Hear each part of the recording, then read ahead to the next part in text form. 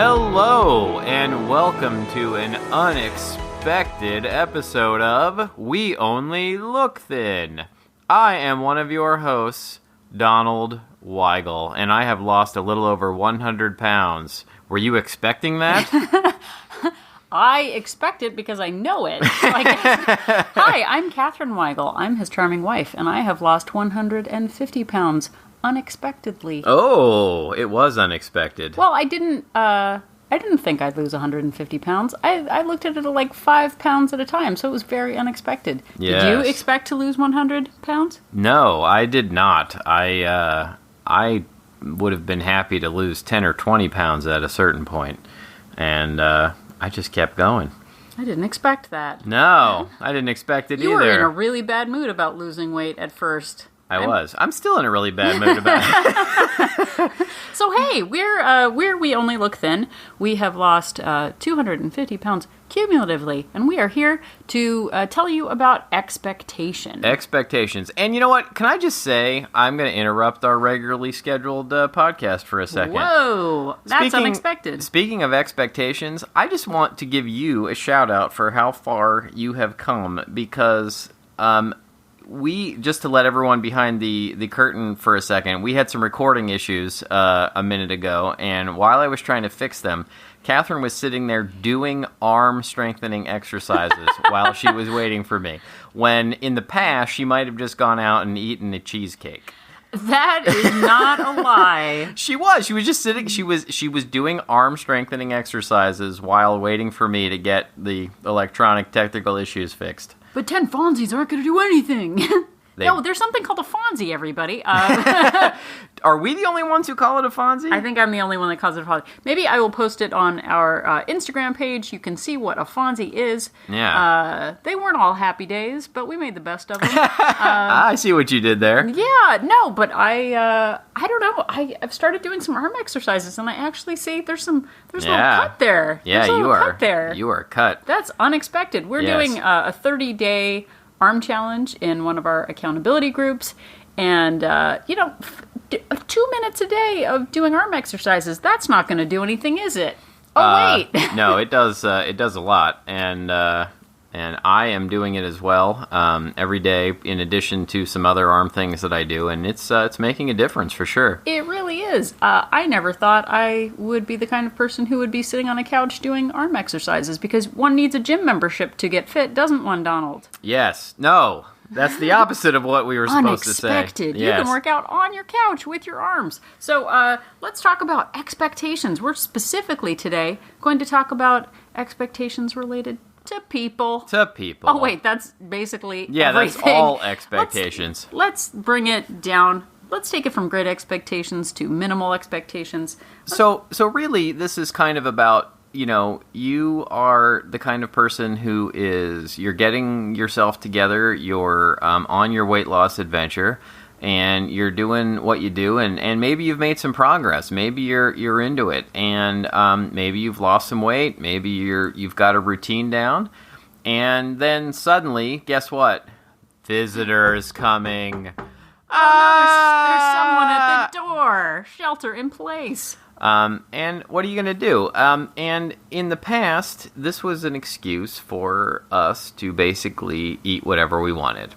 And it worked a couple of ways. One way was that we would go, well, we've got visitors coming in 2 weeks. There's no point in starting on... You know what? I'll just start next year. Yeah, I'll just wait. I'll wait until the visitors come and go. Because we know that we're going to eat out, and we know, they twist our arms behind our backs. We're having company. Yeah. That's what my grandmother would say. Company. Waiting for company. Company. Yeah, there was something about that generation where they pronounced it company. I don't know if it was these, but my grandmother had a barrel of Charles chips. She would have barrels of chips delivered to the house. My grandmother did too. These giant tins. I mean, it was a magical time in the 70s. Magical time. People would bring chips to your house.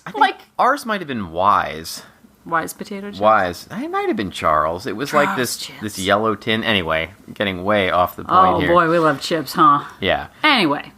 But, oftentimes, speaking of grandmas and grandma business would oftentimes, bake things and bring them. And, we are oftentimes sort of raised to believe that food equals love. Raised like a delicious roll that your grandmother used to make. Oh, man, she made delicious rolls. Buns. Yeah, oh. Holy cow. That recipe has been passed around. And it's sometimes very difficult to say no to these things, and we're raised to believe that when people come to visit, that it has to involve around food, or at least I feel like I was. And it doesn't have to be that way. It doesn't, but it's delicious, and there are ways to work around it. So when I was growing up, my grandmother was quite hospitable, and hospitality equaled food and bountiful amounts of it. And I just grew up thinking like, oh, you're having 2 people over, so make 5 pounds of potatoes. Like, this was mostly around holidays, but like it was all about more than you could ever imagine eating. And that meant delicious leftovers when people left. And we've done that too in the past. We would throw, like a small Super Bowl gathering or Oscars or something, and there'd be like 8 or 10 people there, and we would buy enough food for 30. Well, and I think partially it was an excuse so that we could eat as much as we wanted. It's for the guests. Yeah. We don't know what kind of chips the guests want. We gotta buy. I'd rather have too much food than not enough. Right. But like it... and I think that loophole of like, you grow up and you live you live with your parents, you grow up, you move out, and there are things that you carry, habits that you carry forward that like, entertaining means 90 varieties of dip and chip. And a lot of that is freeing. Like I remembered when I first moved out, I was like, wait a minute, I'm a grown up and I could have ice cream for dinner. Like I'm living my best life. And I do, I'm not living my best life. But turns out that was your worst life. That was my worst life. But that like, entertaining means some sort of perfection or being held to a standard of a different generation or, Pinterest worthy, Martha Stewart worthy occasions. I know there's literally a show that was on the Food Network called Semi-Homemade, where in practice it was like, host at your own speed and get, this and this prepared and then do this. And then make a tablescape that cost $30,000 to put together. And like seeing these things that are on TV or in magazines of this expectation of this perfect host and this perfect life. I'm type A, and I want everything to be perfect, don't I, Donald? And that is not at all stressful. No, you certainly do.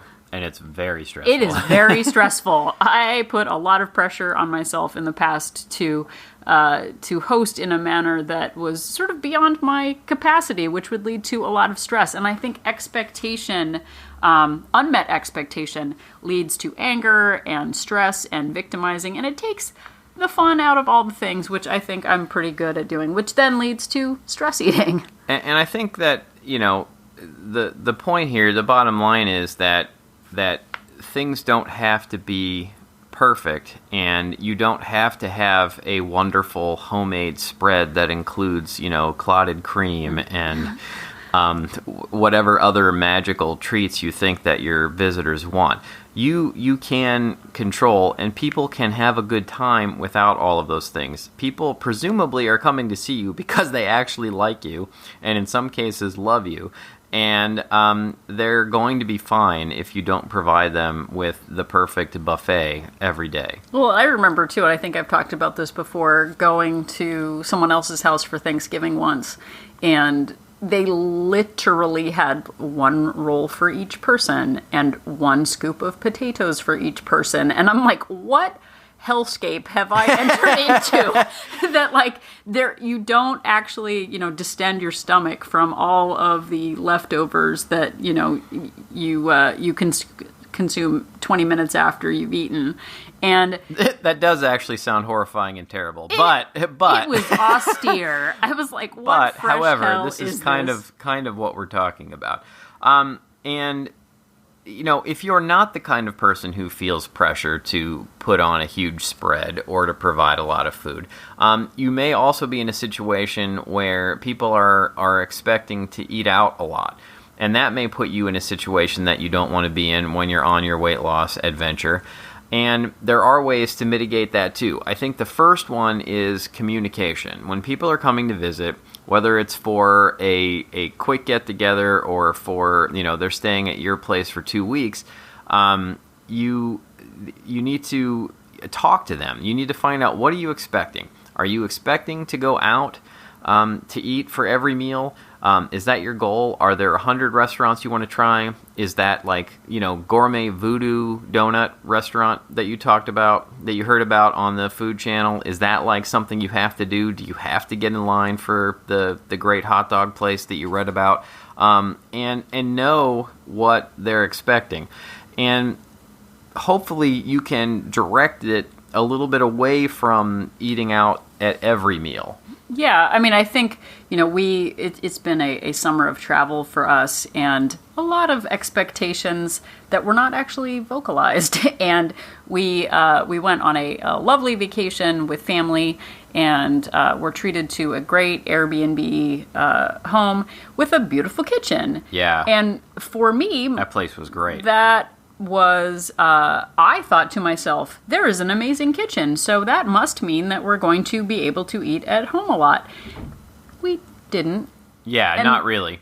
We never really talked about it. Yeah, we didn't find out that the expectation, wasn't to eat at the place. And we just kind of assumed that we would, and then we didn't. Yeah, and I think it's that not talking about what the goals are of the trip, I think really matter, because I know for me, in the past, food was the point of everything. It was like, oh, we're going to a new city. Okay, what 50 restaurants can we go to? Instead of what great walking trails there are, or, what are your must-dos during the trip, or there are museums you want to go to. Like, it was all food-based, and I still love food. We've made that very, very clear.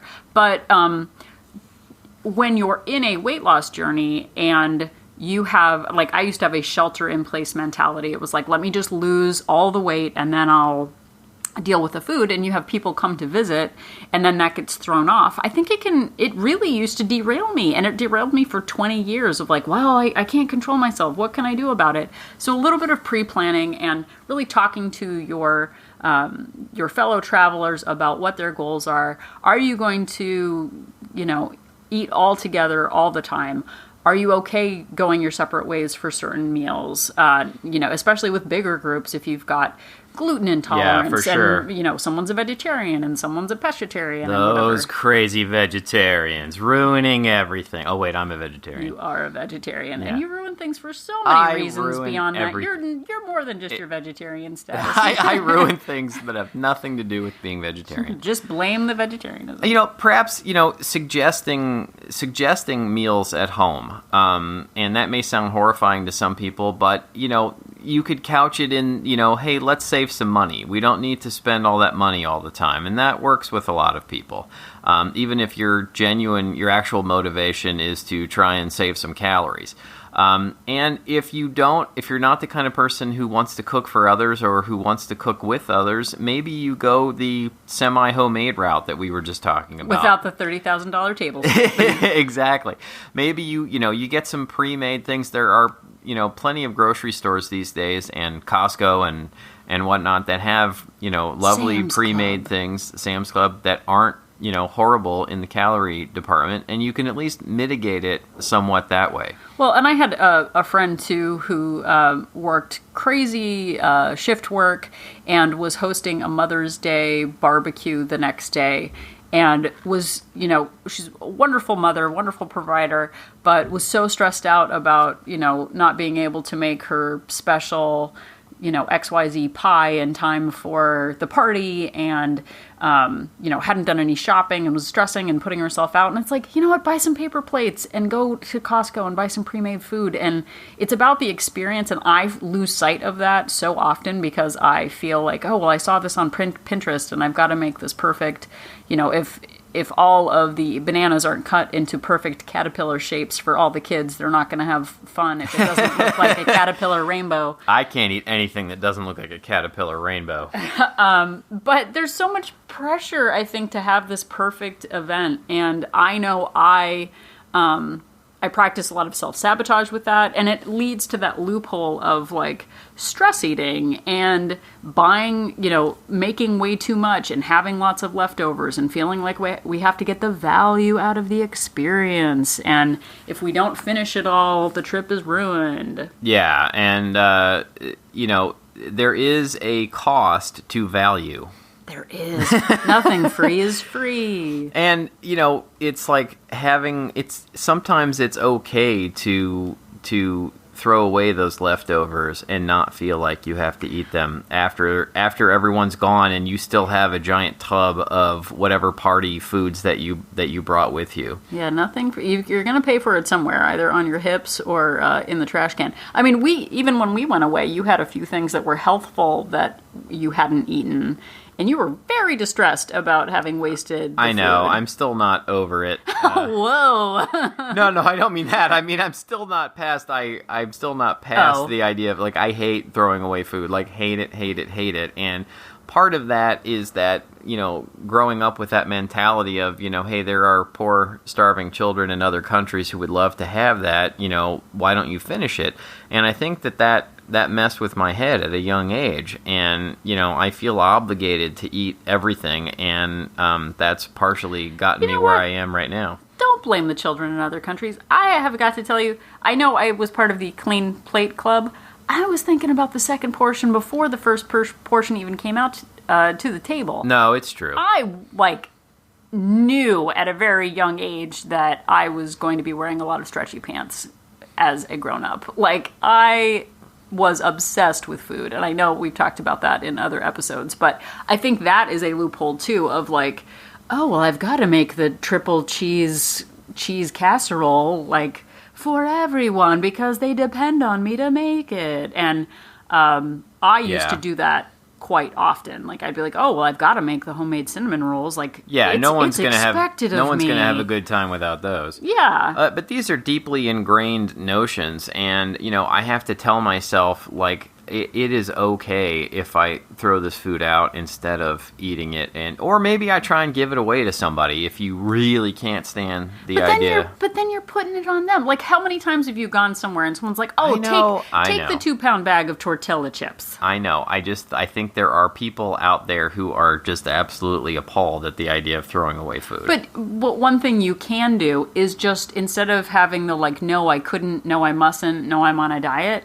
you can also just take it with you in the Tupperware and then throw it in the trash. And then throw it away. Throw it in the trash. It's not, it's the thought behind it. People take food very personally. If you don't eat a portion of someone's homemade triple cheese pie or whatever. And, we have to make sacrifices on this weight loss journey. We know what it is like to give in to every impulse. And it is difficult to practice self-care and self-awareness, especially when you're in when you go back to visit family or something like that. You get into old patterns of behavior, old stresses come up. Being with family can be great, but can also bring up older issues. So being okay with an imperfect time, I think I put so much stress on myself to have, this perfect experience.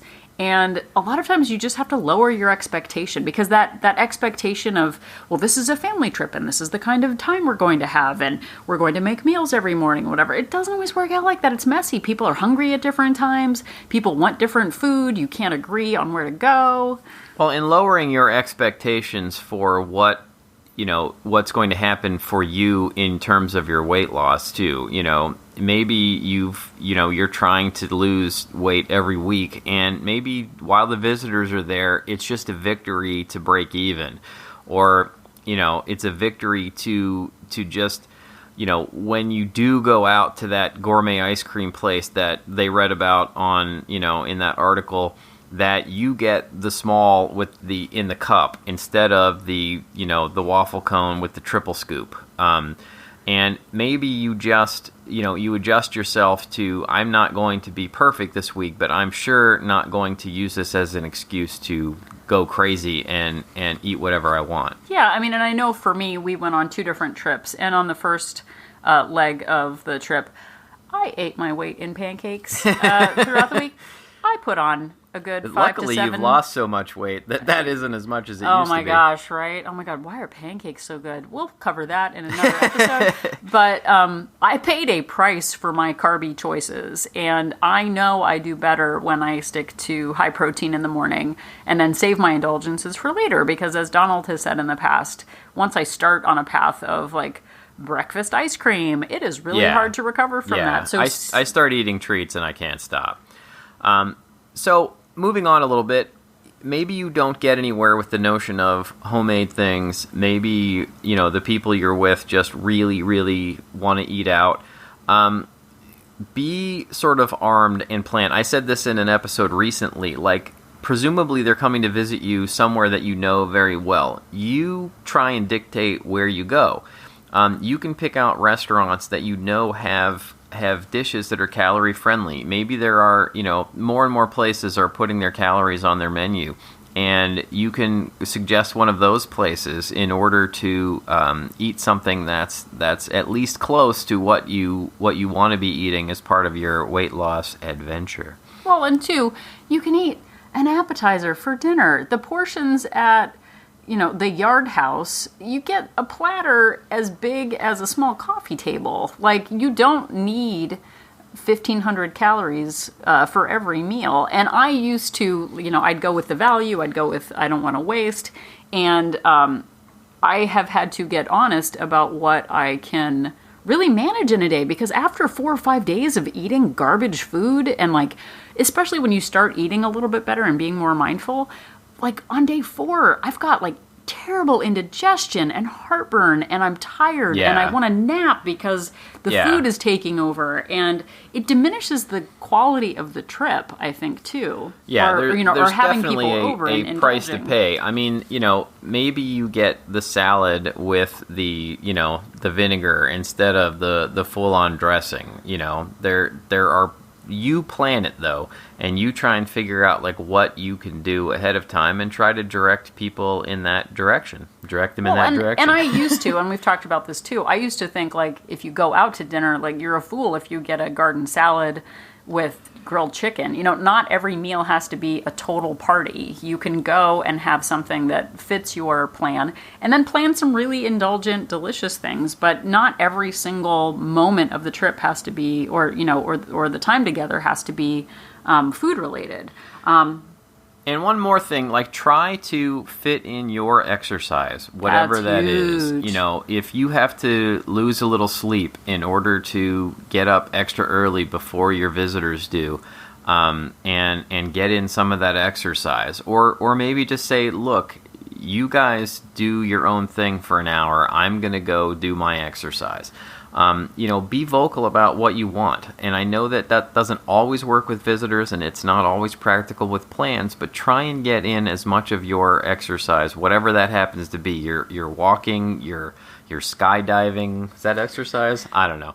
I don't know, screaming for 35,000 feet? I don't know if that burns calories. Whatever you do to burn your calories. But try and get as much of that in as you can. Yeah, I mean, I think going, we use that as kind of our anchor on our times when, my mom came to visit or we were away with family, is getting in a walk each morning.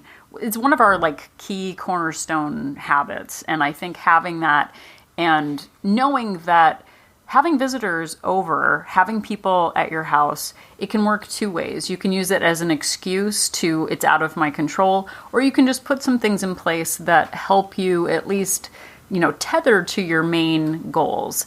And I spent 20 years being a victim of circumstance and I can't control. And I'm at least aware of it now. And I think that the thing that we have talked about time and time again is that it's not the occasion that matters. It's what happens after the occasion. Like, you go away for an indulgent weekend, you have people over, it's a big holiday. It's the recovery that matters. It's having things in place post-visit. that are where the real value comes in. Yeah, there are going to be circumstances where those particular people come to visit and you just can't avoid. All of the suggestions we've given so far just don't work. Or, you do cave in and use the situation as an excuse to indulge a lot more than you would like. But just adopt the mindset of this is just 1 week out of my life, or 1 3-day period, or 1 2-week period, whatever it is, and you can move on and get right back to the way that you want to be, to the plan that you want to be on, to the adventure. It is a weight loss adventure. I kind of joke with that term because I don't like journey, but it is, we've said this all the time, you've got the rest of your life, and life happens. People come to visit, and they're going to come to visit, unless you take on the hermit life. These things are going to happen. But adopt the mindset of moving on, and you're not throwing away everything just because of one visit. No, and I mean, when we recently did the 365 surprises, you've got to watch the number of visits and unexpected things that come up to derail you, because that can really, as we showed you, can become the lion's share of your year. But it's the mindset of the possibility for change. There are podcasts and podcast hosts who are like, you need to be militant, you need to be aware, you need to plan ahead. Like, if you don't, you're a garbage person. And like, yeah. Us. We like to eat. Let's just tuck in for a second. We really like food, and there are times when we do. We're like, you know what? I'm gonna have all the pancakes, and I'm also gonna eat my daughter's French fries, and maybe she's getting fish and chips. Oh, I guess I just accidentally ate a fish and a chip, which happened a couple of times. I tried to place myself away from her a few times because I knew she was gonna get it. It didn't work, but the tartar sauce. Like it's just a couple of days. Like, give yourself some grace. Enjoy yourself and move on, and pay attention to how you feel, because really after the first leg of our trip, I felt terrible. Like, I could not fit into my clothes. I felt tired. And so on the second leg of our trip, I actually was able to maintain my weight because I dialed it back. And a couple of days isn't going to matter, but it's what you do after. And this is an important change in mindset. I spent most of my life, 40 plus years, thinking that if I wasn't on my plan for a couple of days, that it was over, that I was terrible and there was no point in continuing. And I think that is a loophole in itself.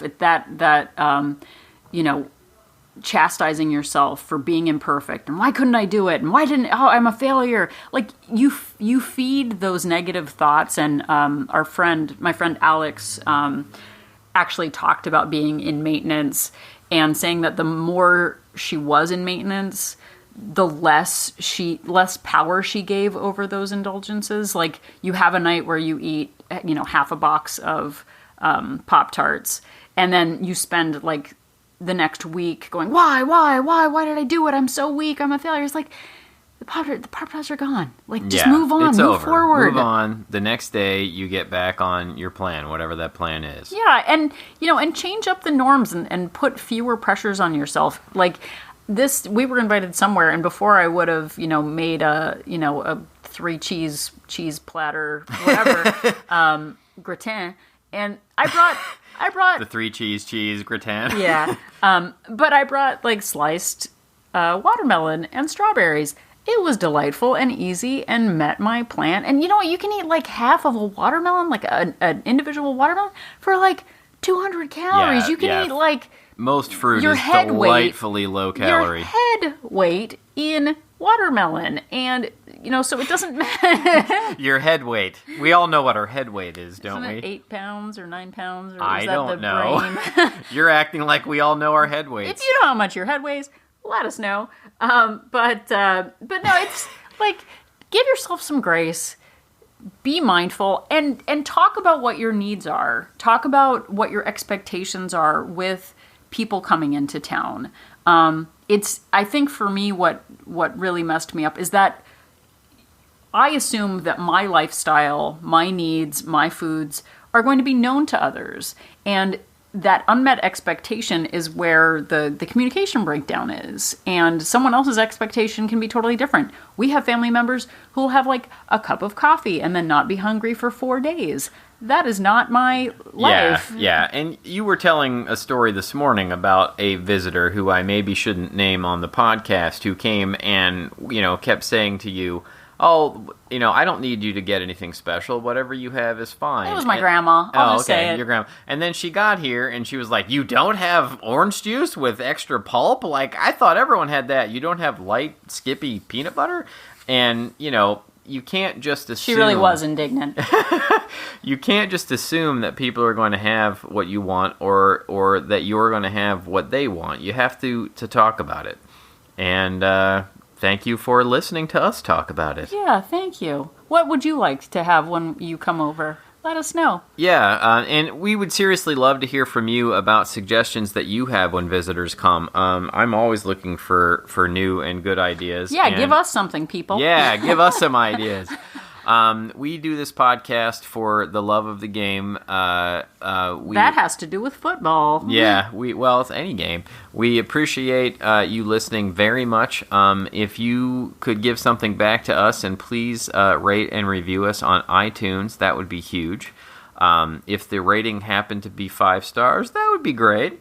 And don't you want to be like one of the early adopters who's like, oh, I've been listening to them since January of 2018. Yes, you want to be one of those people, and you want to keep listening.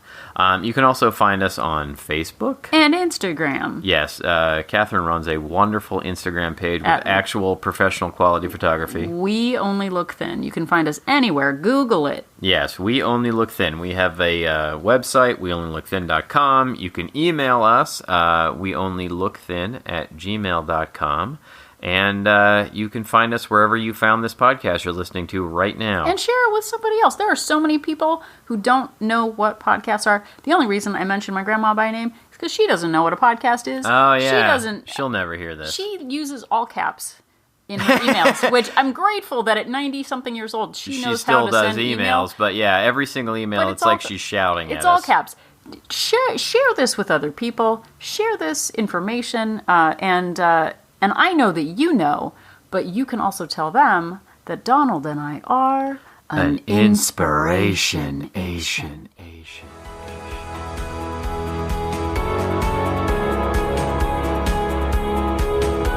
The information that you hear on this podcast is for informational purposes only. The hosts are not medical professionals. You should always consult with your doctor, nurse, or other certified health professional before beginning any diet or fitness program.